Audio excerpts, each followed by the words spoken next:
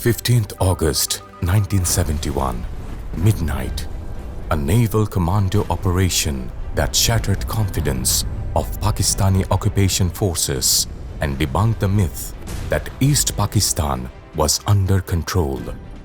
The operation broke the lifeline of the Pakistani army in totality. This story is about the watershed moment in the naval history of Bangladesh's resistance against the occupying Pakistani force. This is the story of Operation Jackpot. Later on Friday, from the hotel, we watched tanks rumbling through Dhaka's mostly empty streets. Occasionally, a few warning shots were fired March to keep 25, people indoors. 1971. Pakistan Army launched a ruthless and brutal armed operation to curb the movement of the freedom-loving Bengalis against the autocratic rule of the Pakistani rulers, which compelled millions to flee to India for refuge. At that time, 8,009 km away in Toulon, a coastal city of southern France, 13 Bengali naval submarine crewmen were receiving training aboard a Pakistani submarine. The news of the massacre reached them. Bloody Pakistanis, they ran from this cantonment. They just ran over the innocent people. They thought, we will be silent and we will be sliced to the ground. 8 Bengali crewmen managed to flee the submarine. They took the help of Indian diplomats to fly to India and join the liberation war immediately. The then director of Indian Naval Intelligence, Captain Mihir Roy, and his boss, Admiral S.N. Nanda, orchestrated the training. Training camps were organized at Bhogirathi River near Polashi. There were 2 routes for Pakistanis to reach Bangladesh. One was by air and it was blocked by India. The other was the sea, which the Pakistanis were using to send logistical support to their soldiers in Bangladesh. The Bangladesh forces under General Osmani and Lieutenant General Jagjit Singh Arora, Chief of Joint Force, Bangladesh India Mitra Bahini, jointly decided to block this route to cut off their supply line. Initially, 500 planned to be trained.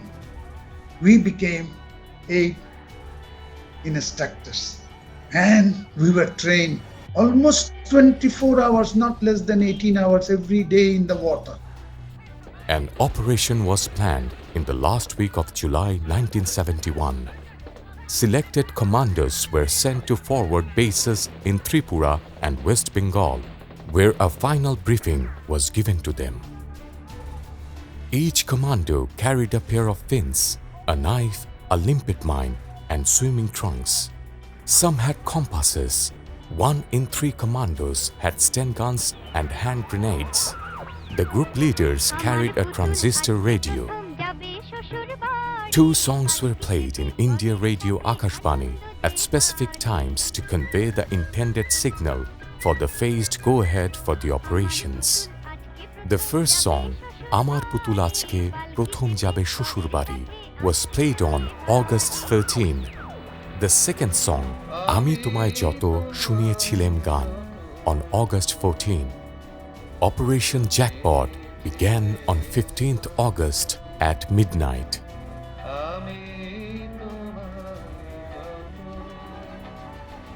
Almost a minute or 2 minutes before we were in the water, 6 feet below the water, you take out the dagger and scratch it so that the magnetic mine can stuck.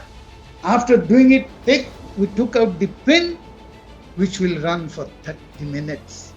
Dilution. It gives time to the swimmer, to the commandos also to take your shelter.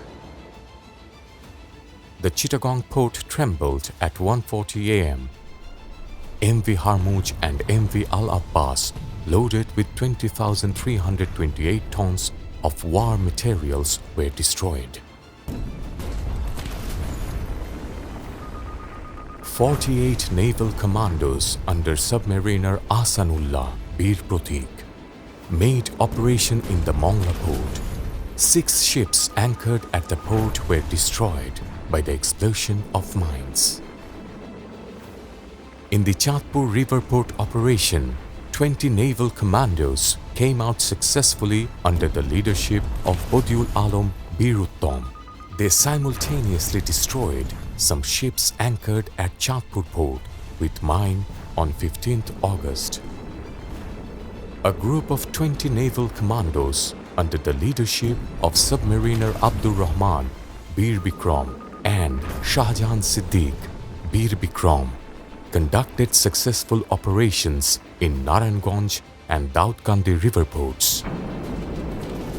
In terms of a single-day success in war, the operation is unparalleled in the whole world. It was successful in its mission to block the main waterways, following the destruction of 11 ships that belonged to the Pakistan Army. Chittagong port was declared non-operational for offloading any shipments from abroad. This was a surprise to the whole world.